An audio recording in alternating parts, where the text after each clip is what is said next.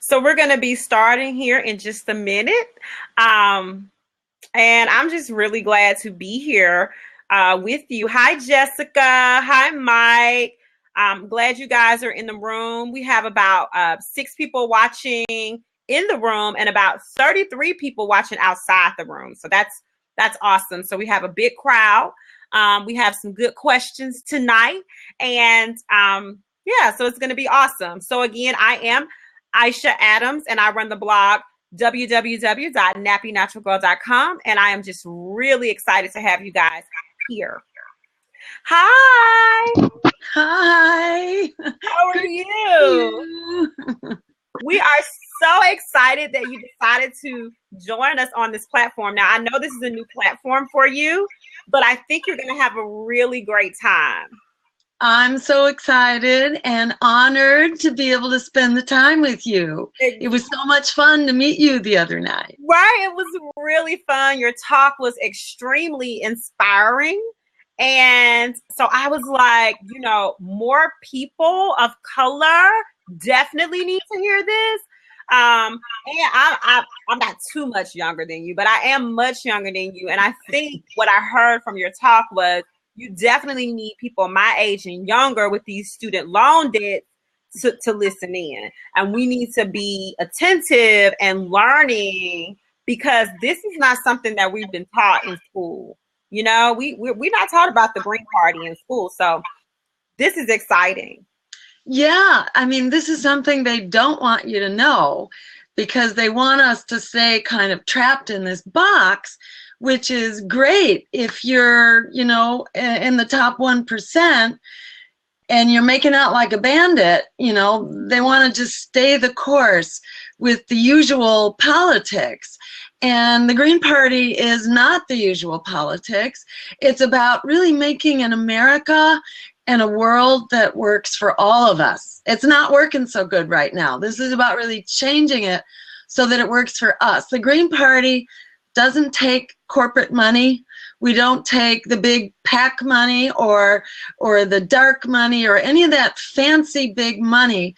We're a very small donor party for regular people who don't hire lobbyists and have big corporations behind them. We're for everyday people. And if we get together, you know what? There's more of us than there are of them. So this is our democracy. This is our country, and we can make it work for us. Yeah. So, okay, I don't know why we have it open. Let's see if that helps. My first question for you is, tell us about the conception of the Green Party and how long it's been around and the requirements to join. Okay, so the Green Party has been around since the 1980s. It actually started in Germany as a movement to stop nuclear power, because nuclear power was exploding in Russia and Chernobyl, and all the fallout was kind of blowing over Germany. And so people said, hey, we need an energy that's good for people. And nobody knows that better than the African American community, who are, and actually Native Americans too, who are being poisoned by not only nuclear power and nuclear waste, but also fossil fuel emissions, which are giving everybody asthma and heart attacks and strokes and emphysema. I'm a medical doctor, is my background. So this is kind of what got me into politics. For me, it's like I say I'm practicing political medicine. I used to do clinical medicine and take care of regular people. And then I got really tired of giving people pills and then pushing folks back out to the things that are making us sick. Everything from pollution to, sick food and poverty and things like that. So that's kind of the origins of the Green Party, was everyday people saying we should have an environment that makes us healthy and jobs that make our communities and our families and our workers healthy. So it came out of Germany. and it really spread all over the country. So there are green parties in Africa. In fact, some of the most famous greens are coming out of Africa, where they really started a women's movement to meet women's needs in the environment and with energy, and for green things around us that are healthy for us. So we're really a global movement. That's how we're different, actually, from all the other parties. We think we have to have a world that works for all of us. We just can't build a wall around the USA and say, we're going to make it work here, but we're going to bomb everybody else and rob your oil and do all these, predatory things and have trade agreements like this, NAFTA and Trans-Pacific Partnership, these corporate trade agreements that are great for corporations, but they're terrible for working people. They send our jobs overseas, but they're also really bad for other economies too. Anyhow, we're about a world that works for everybody. That's kind of the basics of the Green Party in a nutshell. And we're not poisoned by corporate money, so we can really speak up for what everyday people need. Should I say something about bailing out students and bailing out people with debt? I want to go in depth with that. I don't know why I have such time with the Can you hear my echo? I don't hear the echo. Okay. I hear you really well. Okay. So I'll deal with it. So I crazy. The background of the Green Party. What I understand, there's some other candidates that are running. Some other candidates, yes. We are a national party. I'm a candidate nomination for President of the United States. There are a couple other candidates for president running on the Green Party ticket as well. And just like the Democrats and the Republicans, we have a party process in every state. So you'll hear more about that going forward. But I think it's fair to say, I was the party's candidate for president in 2012. So, I kind of have a team, and we have momentum, and we are out there traveling. We're helping states get a ballot line for the Green Party. And I'm the only Green Party candidate that's really visible. So I think you could say that I'm the presumptive nominee. I'm probably going to be the candidate. And it's exciting. Because a lot of people don't know that you were on the ballot in 2012. You had 469,000 votes. So you've already built this more momentum, but I understand that you only on the ballot in 30 states. That's right. And we got to get in the ballot in all states because we think everybody deserves a choice. And right now, a lot of people, like in Georgia and North Carolina and Oklahoma and a few other states, are locked into just two parties. The two big parties, Democrats and Republicans, have created these rules that basically stop the competition because they don't want competition. They're afraid that if we have choices, we're going to pick political parties that are more for us, that are more for everyday people and for the people being thrown under the bus, like the communities of color and like students and like our seniors and veterans who are and unemployed. So many Americans right now are being thrown under the bus that if they give us a choice, they're afraid we're going to actually win, which I think we even can. So we're working to get on the ballot. If you happen to be in Georgia or North Carolina or actually in any state, you can just go to our website, which is Jill2016.com, and you can sign up on the volunteer form and we'll tell you how you can help. And that's, basically in whatever way works for you. If it's making phone calls, you can do that. If you're in a state like Georgia or North Carolina, we can get you a petition so you can carry petitions and help us collect signatures, because that's basically how you get on the ballot. It's not so hard. It's just that, they make it inconvenient. We have 6 months in North Carolina to collect 90,000 signatures. So we need a lot of people, hundreds of people, lending a hand so that we can actually have a voice and have the America we deserve, that's working for us, not working for Wall Street. Awesome. So one question I have for you on the ballot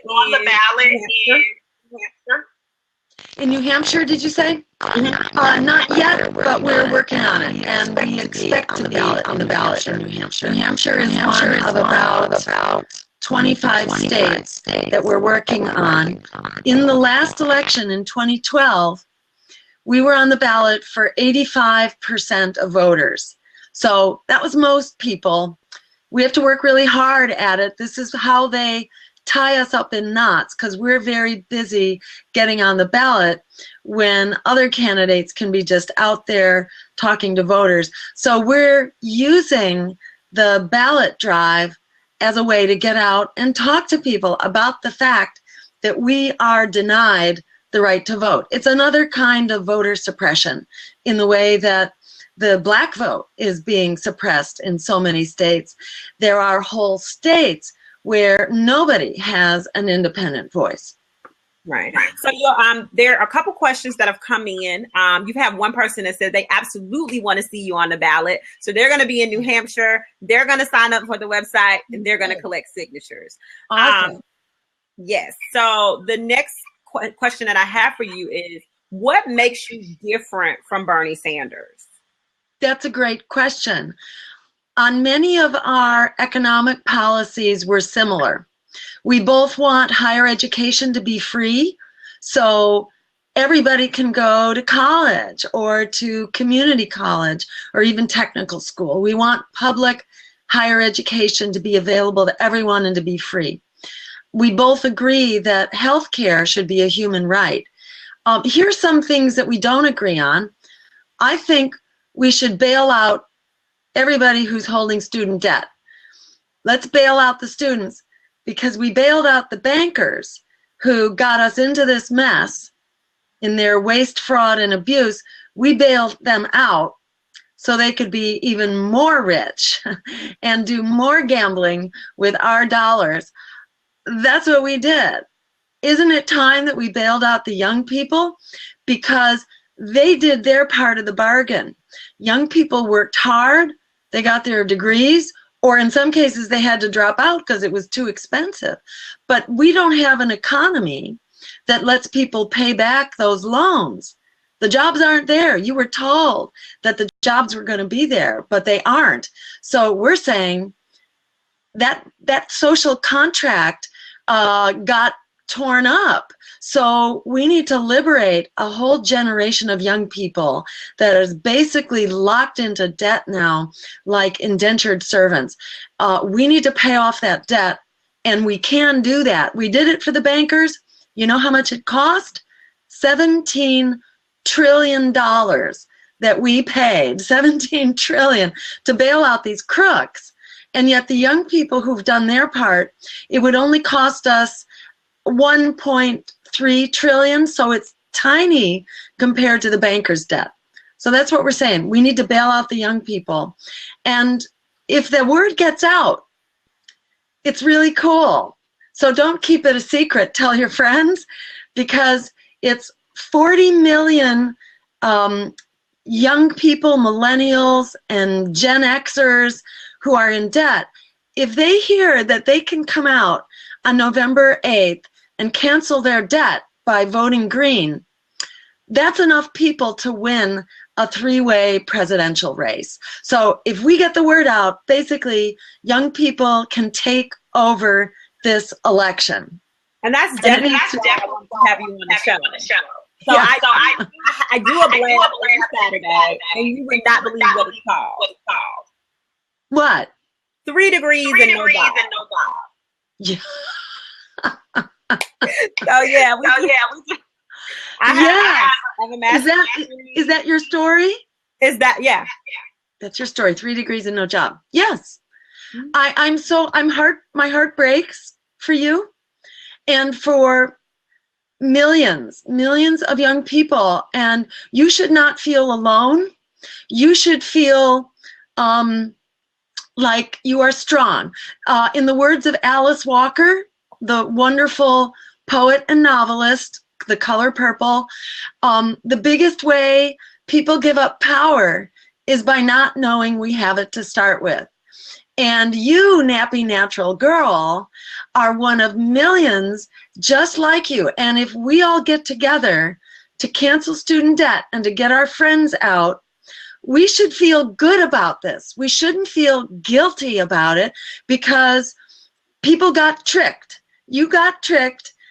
You were told if you did your part, you were going to have a good job at the other end, but it's not there. You know, they talk about these jobs and the recovery. It's a fake recovery because the jobs that have come back are part-time and temporary and low-wage jobs. So people are working 2 and 3 jobs, doing fast food, doing retail, working minimum wage, and not even getting out of poverty, let alone paying back their loans. So this is something that should happen. And let me tell you one other thing. We're all in trouble here on student debt right now. Everybody, even if you don't have it, everybody's in trouble because of it.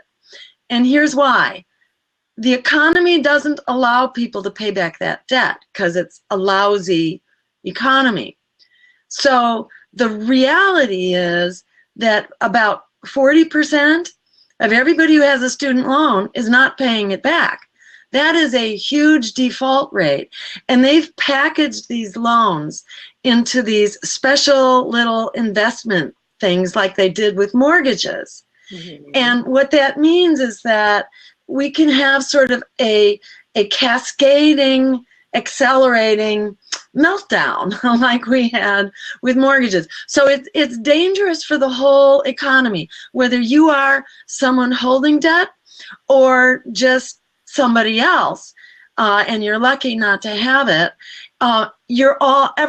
Every one of us is at risk. So it is a good thing for us to get rid of the debt, and it's really good for the economy. It's a big stimulus package for the economy, and it will unleash all this creativity, all this power. The younger generation has a job. Your job is to reimagine what society should be like. If you don't do it, then we're stuck in the dark ages. Every generation is stuck if we don't have young people to lead the charge. So this is your responsibility, and it's our job as voters to liberate you so you can do your job and help us all as a society.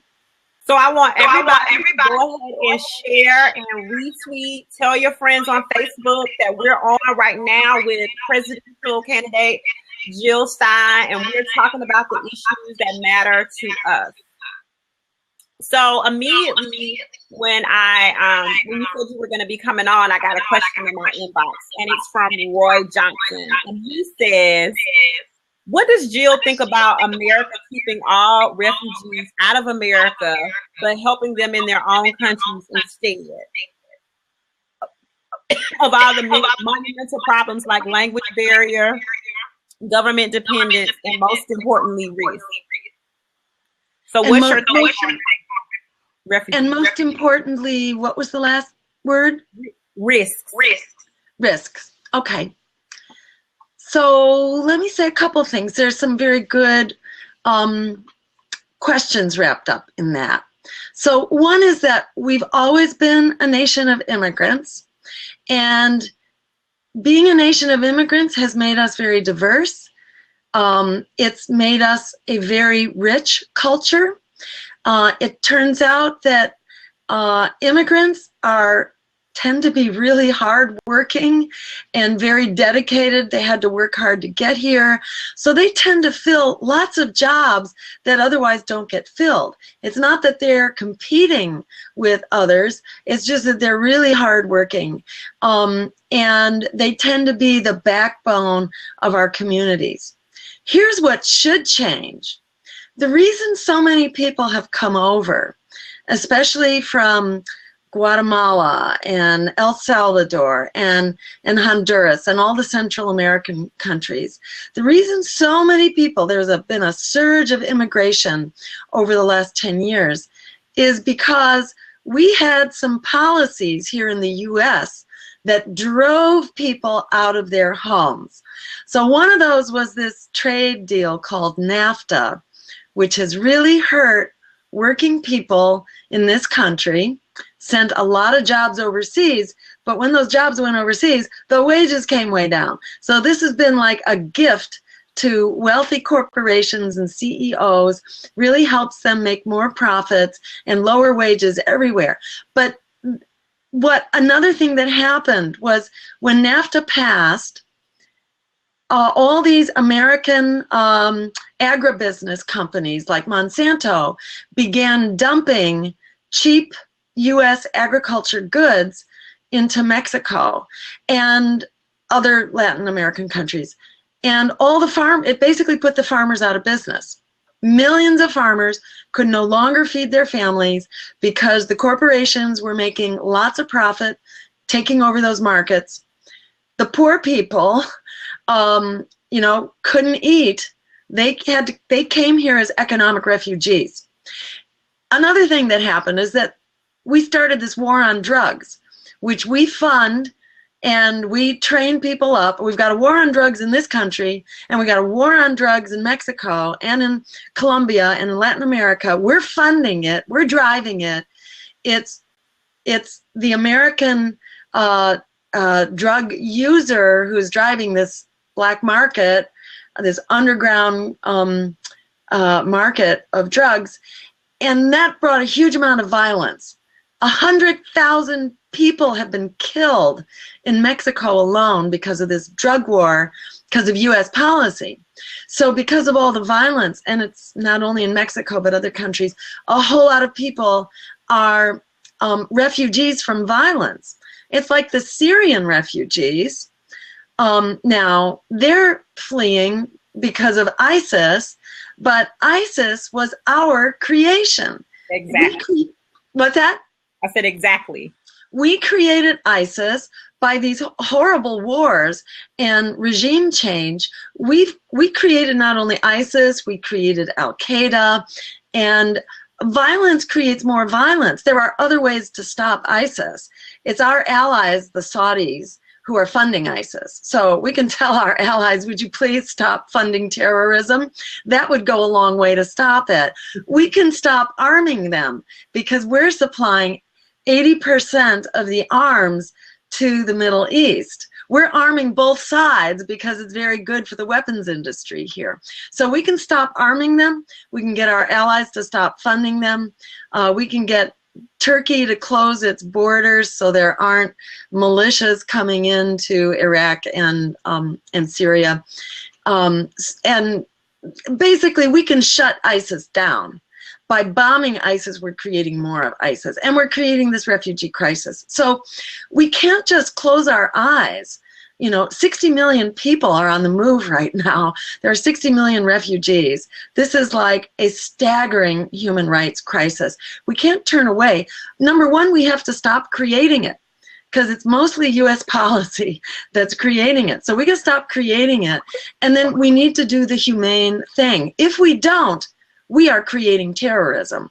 We are creating terrorism when you inflict violence on people and poverty on people, and you lock down their means of escape. That would just be, unthinkable and a total betrayal of humanity.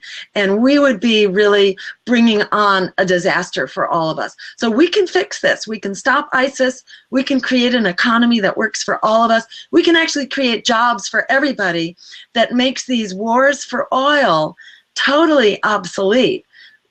We can create jobs, creating healthy energy in wind and sun and geothermal water energy. So these are all good for workers, they're good for communities, and they pay much better, they employ more people, they don't make wealthy corporations richer. there's a win-win solution here. We can stop the wars, we can save the climate, and we can actually get the economy working again for everyday people. They don't want you to hear that message, because when it gets out, we're going to make it happen. So Amy wants to know, she says, I'm pro-choice, I'm pro-green.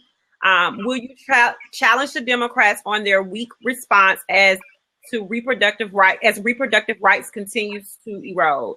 Will you call for a repeal of HIE in order to help poor folk access the right to choice?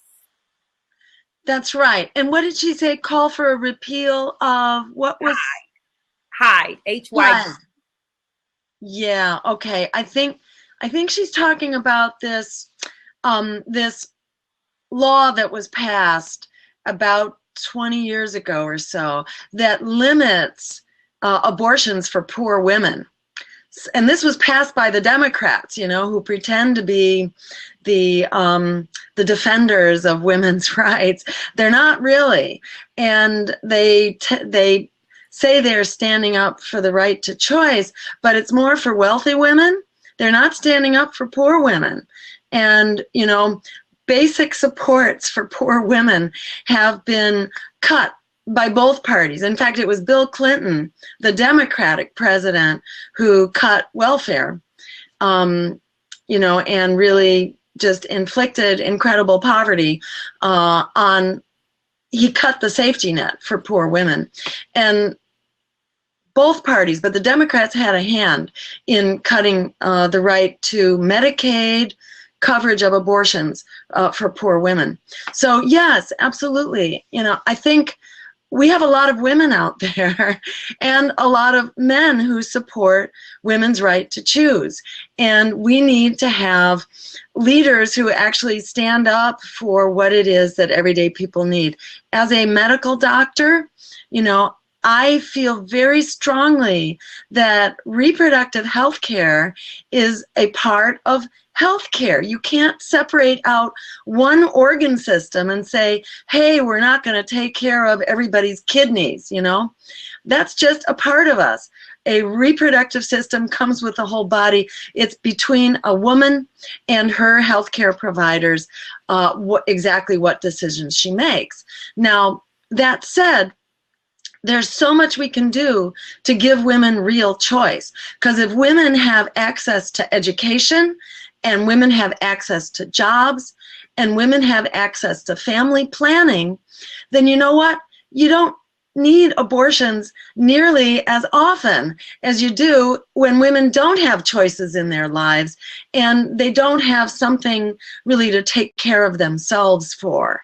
But when women have purpose and opportunities, then unintended pregnancies go way down. But that means we have to be there, from the get-go, providing real health choices and proper health care and reproductive health care and family planning from the beginning.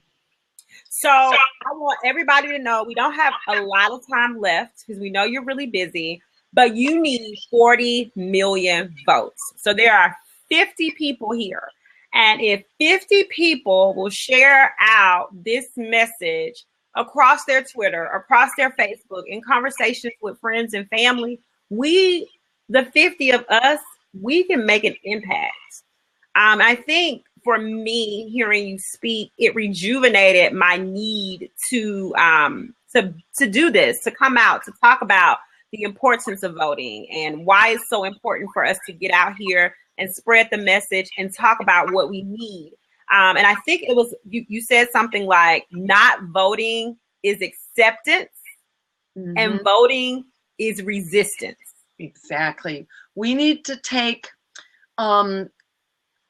we need a politics of courage to fight for what we deserve in our workplaces, in our communities, out in the street, safety from police violence, and all these things. We need to stand up on the issues, and in order to really drive it home, we've got to stand up in the voting booth too. We need to take a revolt into the voting booth and not be intimidated into voting for more of what's throwing us under the bus. We can stand up, and when we do, we're going to see that we have the numbers that it actually takes to be able to take our future back, the future that we deserve, that's healthy, just, green, and sustainable.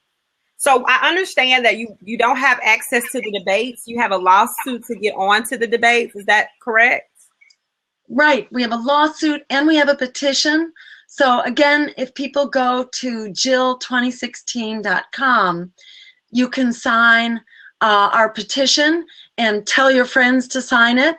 And the more voices we mobilize on this, the greater the chances of getting in.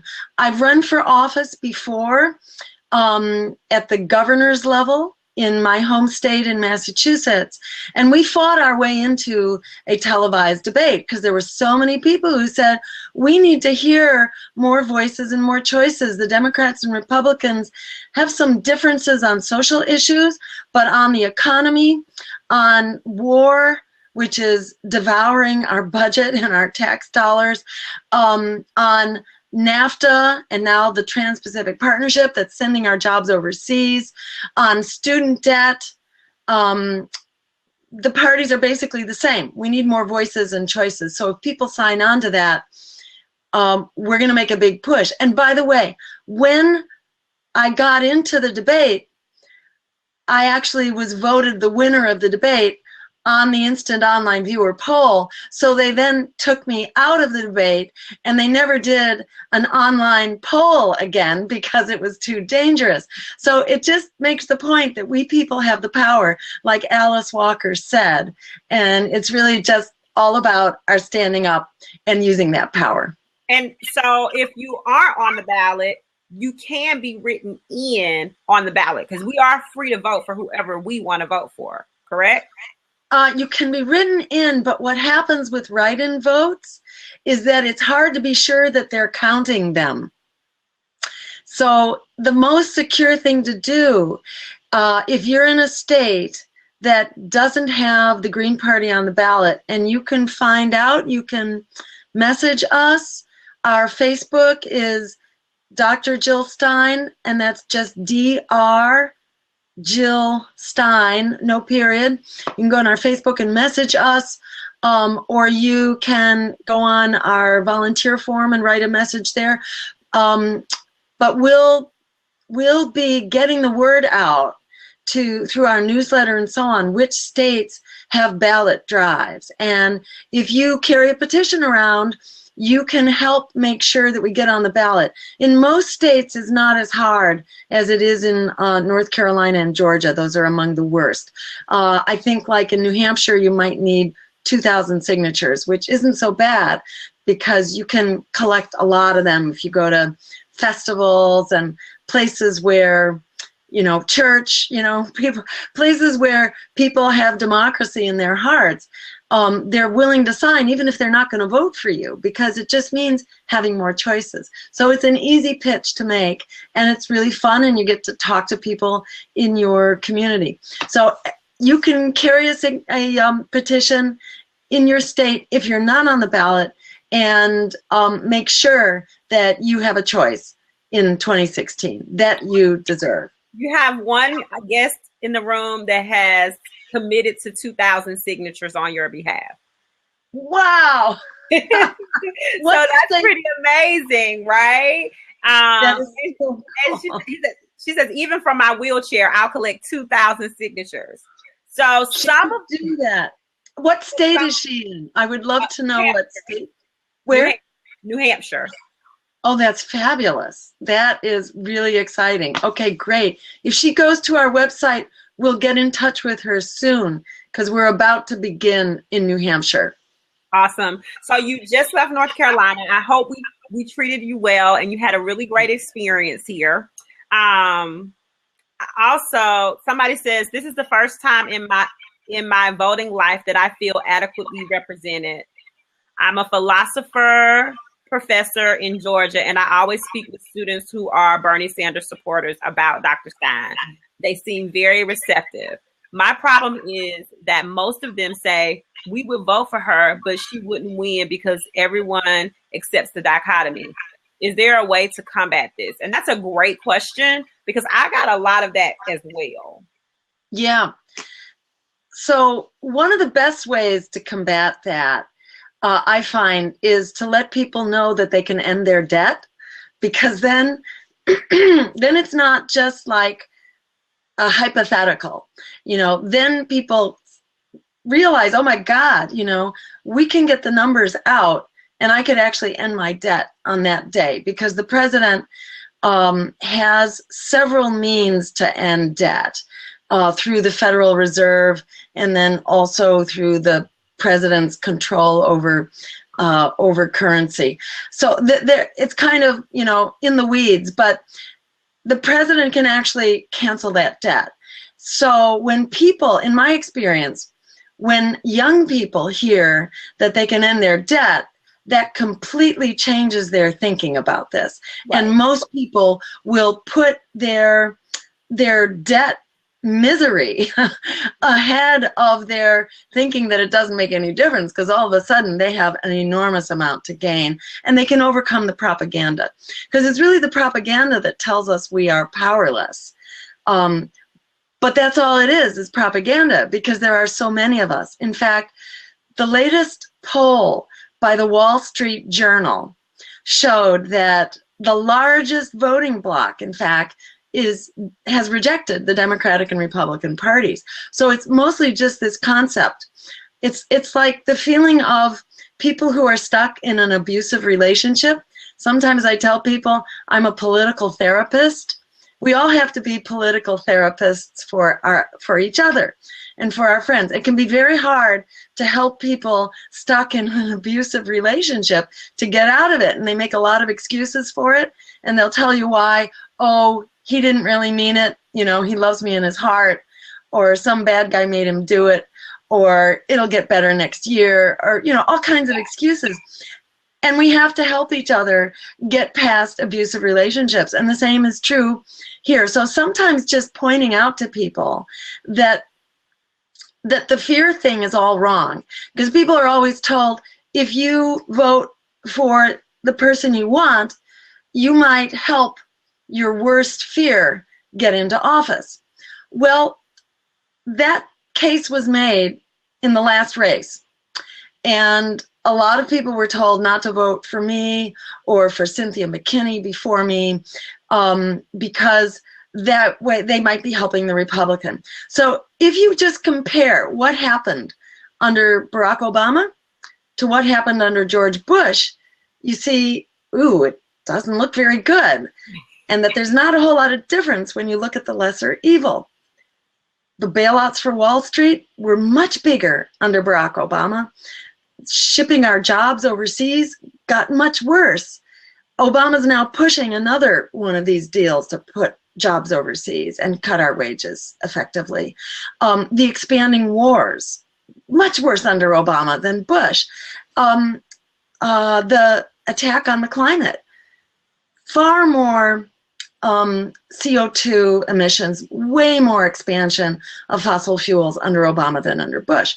So it hasn't been such a good thing, actually. And the lesser evil keeps turning into the greater evil. Right. So we say, forget the lesser evil, stand up for the greater good. We've got to do it. They're not going to do it for us. These corporate parties are not going to fix this. We have to fix it ourselves. Democracy needs a moral compass. We have to provide that moral compass, or we are ships lost in a storm, and we're just going to keep on sinking. We don't have time to fool around. It's really serious about our jobs. It's really serious about the expanding war, about the blowback of terrorism, about the declining wages are actually going down now, and student debt. We can't wait. A whole generation is wearing chains, basically debt chains right now. We got to fix it. We can fix it. Have the respect for yourself.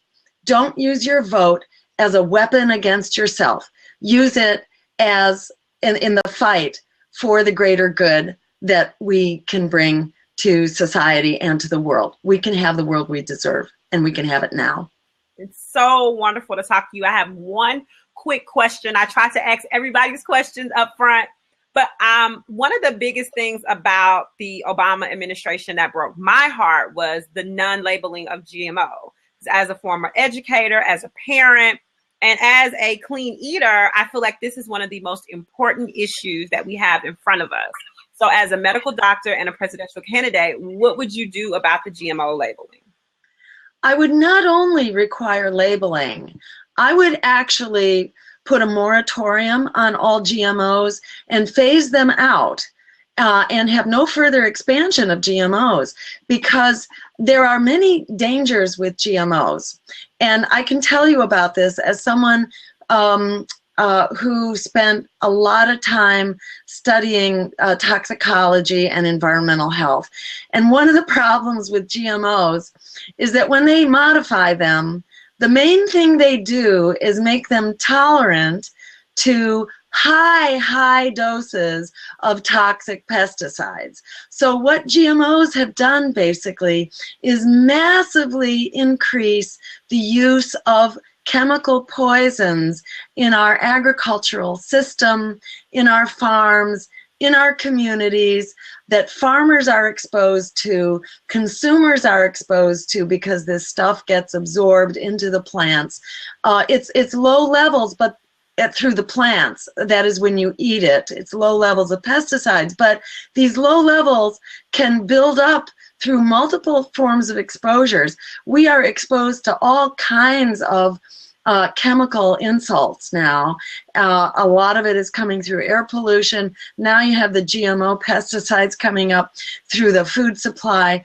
The GMO system and Monsanto, which is the corporation behind it, have created a very sickening food system. It's not only the GMOs and the pesticides, but it's also the refined food, which is highly processed. We need a different kind of food system that actually provides subsidies for healthy food, for fresh fruits and vegetables, for small farmers in our local communities, so we can have community gardens, we can have farm to school programs and farm to hospital programs. This is not rocket science. We have models out there to make it work. This is part of our economic program, our Green New Deal, which calls for 100% clean renewable energy by 2030, an emergency conversion, lots of jobs to make that happen. We call for a healthy agriculture system at the same time. And that means putting an end not only to GMOs, but to the whole system of corporate industrial agriculture, which is really killing our health as well as the planet and the biosphere too, because they're basically reducing many forms of corn or soy. Nature loves diversity.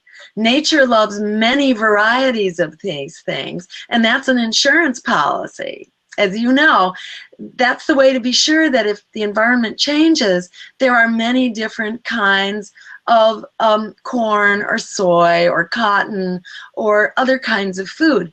And when GMOs take over, they have maybe one or two varieties instead of thousands of varieties that you would have in nature. So this is kind of, this is sort of, you know, like the story of the Tower of Babel, you know, where man was trying, or the myth of Icarus, you know, where man was trying to fly up to the gods. And, you know, we can't take the place of nature, and we shouldn't try to do that. They're trying to take the place of nature, put a patent on nature, and make a profit off of it, while they basically destroy, you know, our God-given, you know, Garden of Eden here and what's left of it. They're basically hatcheting it away, and we need to stop that from the developers who've gone crazy and have cut out, you know, all the ecosystems that life depends on, as well as the chemical poisons that are coming out of the industrial food system. So we can still save the planet and the people on it the minute we stand up with the courage of our convictions and create a world that works for all of us. So go to my website at jill2016.com and let's make it happen together. So, Commando, I would love to have you on, but we're 10 minutes. She's given us an extra 10 minutes of her time. She's on the campaign trail, and I have to let her go. But I think we're all really excited. We appreciate you. Is there anything else you want to say before you leave? I'll just say that, I think we do have the power, and it's so exciting to talk with you, Aisha, on this wonderful program. And I would love to come back. I've never used this software before. It's really cool, and I would love to do it again. It's really easy to do, and you are just awesome to talk to, and I love your network, and I would hire you in a minute. So you deserve a great job. I'm ready. I'm ready to go into the HBCUs and say, hey, here's what a 4.0 in your master's degree program looks like and not have a job, right? And this is why we need to vote for Jill Stein. So if you need someone to go into the schools, I'm there anytime. And anytime you want to come back, anytime you have something to say, I'm there. I'm also submitting all of these interviews, all of our things I've submitted to the Huffington Post. I'm submitting to larger places because I want to be able to say, like, I'm holding the Huffington Post accountable for not publishing your thoughts on what Black Lives Matter. I'm holding my media, I'm holding the people that I deal with accountable for not making sure that I know what my choices are. So if you guys can, if you want to see Jill in these larger platforms like the Ebony magazines, the Vibe magazines, the Huffington Post, on the Today Show, then we have to say, you know what? We're not taking it anymore. Put all of our choices on the table, or we're not watching you. We're not reading you. We're not going to respect this machine anymore. So just so you know, you have my support 100%.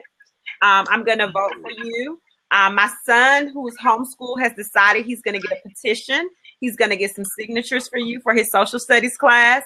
So we are going to be supporting you. All right. Awesome. Together, we're going to be unstoppable, and we're going to keep this up. We're not going to take no for an answer. We will prevail. We have the numbers. We have the vision. We have the spirit of community and democracy. We're going to make this work together. It's been so awesome talking with you, and I really look forward to the next time. And for everybody, come out and join us at jill2016.com. Get on our volunteer page and sign up for our newsletter, and we will.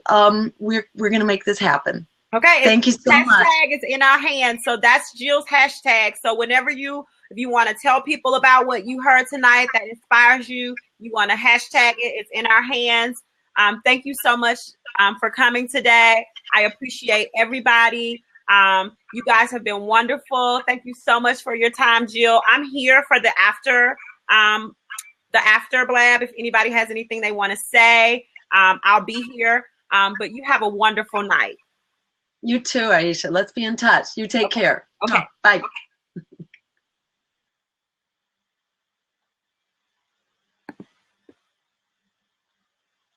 Okay, guys, that was such a great show, right? Jill is an amazing person. I was so lucky to meet her. Is there anything else that anyone wants to say to me? Any questions? Any concerns? Commando, I'm letting you in if you're still here. This will be on Facebook. It will be on YouTube. It will be on the blog. If you just go scroll up, you'll be able to see some links. I'll have it out on Twitter. I'm sure that Dr. Stein's staff will retweet, will share on Facebook. So it's gonna get out there. You should see it. When you see it, be sure to share it. Thank you so much, Healing Wise. You were such a big help. You had great questions and great commentary. I appreciate you for being here tonight. Thank you, Amy. Thank you, Mike. You guys were wonderful. If there's anything I can do for you, any information you need from me, or any way, if you don't know how to get the petition, just let me know. anything that I can do. You guys were awesome. Thanks for tuning in tonight. Thanks for giving our candidate a platform and an interaction, because for me, what was so special was she wanted to come and talk to us. And how often is it that you will have a presidential candidate that just wants to talk to you, you know? So Commando wanted to say, a lot of people don't realize that Planned Parenthood organization is being financially supported by some of the richest people in the country that are known for using business tactics to accumulate wealth. Therefore, the federal funds get discounted. There are still plenty of benefactors that will keep it afloat. That's definitely true. I don't know about you, Commando, but when I started, when the Planned Parenthood situation blew up, I really started watching and listening and reading. And I actually did a piece on Planned Parenthood specifically. And I am pro-choice. So I'm pro-choice, but I'm not pro-Planned Parenthood, if that makes sense. And the reason for that is simply because I want to see wealth distributed equally. I want to see more organizations that use, that have access to funding to get this done on a more community. I'm more of a community-based person, so I want to make sure that funds are being distributed in our communities where we need them. If I went to look for a job, I would be looking for that job within my community. And I want to know in my community that I can raise to the ranks of things that are in my community and do well. So that's my thing. I'm definitely pro-choice, but not pro-Planned Parenthood. But I mean, everybody has their politics. I'm so glad you guys came. Thank you so much for following me. I will follow you right back. So if you follow me, generally when you follow me, whether it's on Twitter, Instagram, or Facebook, I follow right back. Thank you guys. It's been a wonderful call. Does anyone else have anything to say? Okay. Don't forget to read your food labels. I always tell you guys this because we got to stay away from the refined sugars. We got to stay away from the GMO. Have a great night.